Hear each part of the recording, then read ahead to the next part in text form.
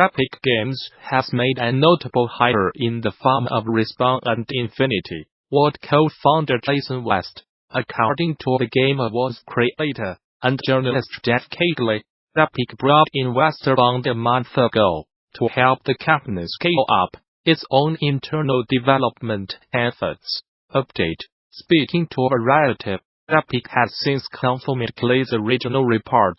As you will no doubt recall, Epic has been busy of late, opening its own Steam rival, called the Epic Games Store, and filling it with a variety of big-name exclusives, like Borderlands 3, Metro, Exodus, and Control. It's unclear whether West will be working on existing projects like Fortnite, or new games that could be used to expand the Epic Games Store growing list of exclusives.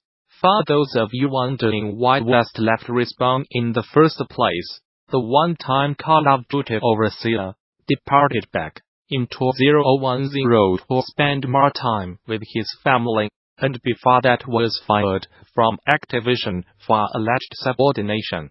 Nintendo claims bumper software sales have invigorated the Switch in its latest financials, but that has not stopped the company from lowering the console's full-year sales forecast. According to its fiscal report for the 9 months ended December 31st, 2018 Nintendo now only expects Switch hardware sales to total 17 million units by the end of the financial year, on March 31st.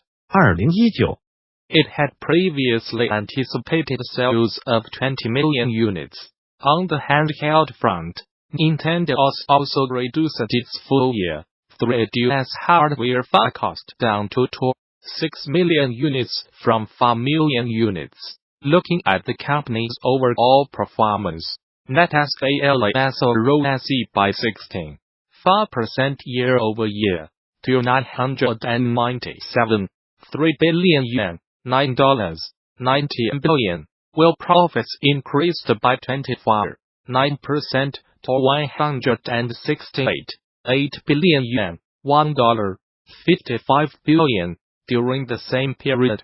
Over the past 9 months, 3 Nintendo Switch titles: Super Mario Party 5, 3 million units, Pokémon Let's Go 10 million units, and Super Smash Bros.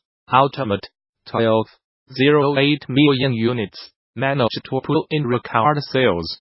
To help boost Switch hardware, the sales of third-party games also continues to grow steadily, and the Switch now boasts 1 million plus selling titles. Overall, cumulative Switch software sales for the past 9 months clocked in at 19.64 million units, an increase of 109% year-over-year. Those burgeoning software sales gave Switch hardware a shot in the arm, with console sales rising by 19.5% year-on-year to 14.49 million units. In Nintendo's digital business, sales of downloadable titles, download-only software, and add-on content also witnessed growth on the Switch, and combined to bring in digital sales of 84.2 billion yen,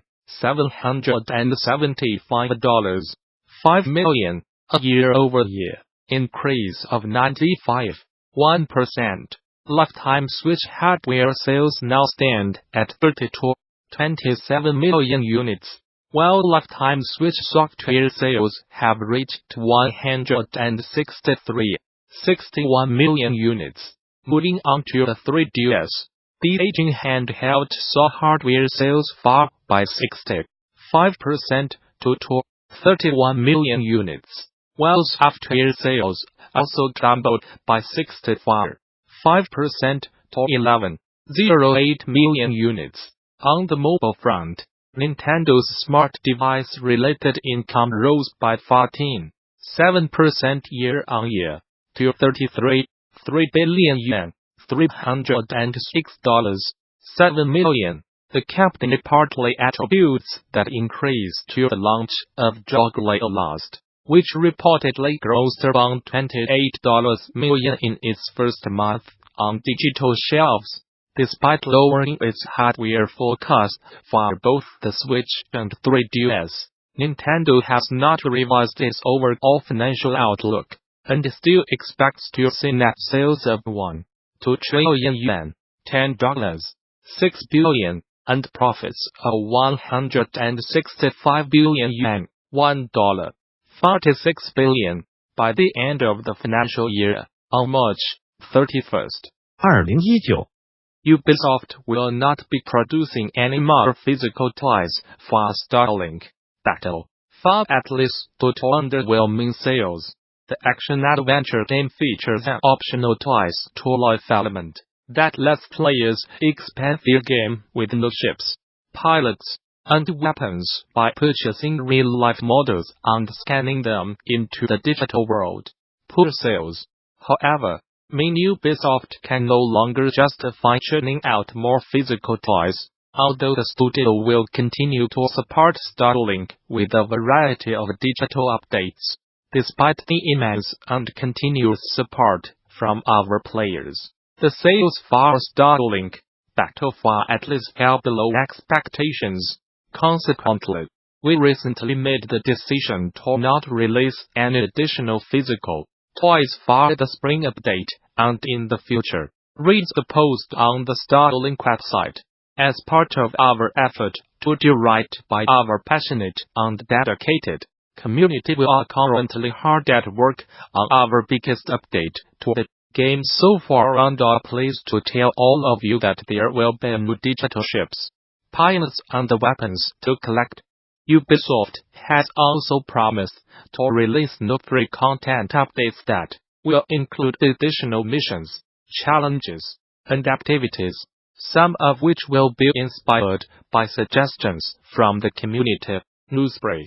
Fox Next Games, the development studio behind the mobile game Marvel Strike Force, has opened up a development fund aimed at arming indie devs with the resources they need to create and release new games, with an unspecified sum at its disposal. Fox Next Games Indie Fund has already picked up a few projects, including Altered Metis Etherdon and some yet unannounced titles. All in all, the team says its goal is to find and support like-minded developers, focused on innovation, experimentation, and a certain amount of creative risk. The announcement also comes as Fox Next Games' parent company 21st Century Fox is moving toward closing a deal that will ultimately see it acquired by Disney.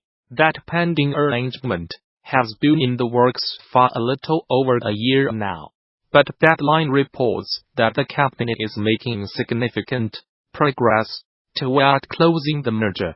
An in-game announcement has revealed more of Avengers Academy is being shut down by developer Tiny Code at the end of 2018. Players will no longer be able to make purchases or download the title after the year had ended, although the game will still be available to play for existing owners until February 4th. 2019 Tiny Code said it made the decision so it could focus on new and innovative games, although the news comes shortly after its parent company Gamasutra was hit with layoffs. Gamasutra purchased Tiny Code back in 2016, and has been in the headlines a lot recently, after striking up a development partnership with Disney and opening a new studio in Canada. Although the company has been expanding and signing new deals, it also laid off an unknown number of staff at the start of December, citing a need to reallocate resources to better support the goals of its global business. Capcom says the demo for its upcoming remake of Resident Evil 2 was downloaded over 3 million times since it went live on January 11th. The demo itself has an interesting quirk, dubbed the one-shot demo, the short slice of Resident Evil 2 gives players only 30 minutes to make their way through the enemies and puzzles in the game's early level. Once that 30-minute run is over, players cannot start the demo again on that same account. The downside to that limitation, however, is, inevitably, players quickly found ways around it that likely have inflated that 3 million download figure. Console players can make additional accounts to get a second, a third, or fourth shot, while PC players have found ways to trick the demo into allowing additional plays. Another interesting read on the demo comes from data shared on Capcom's Resident Evil Net website.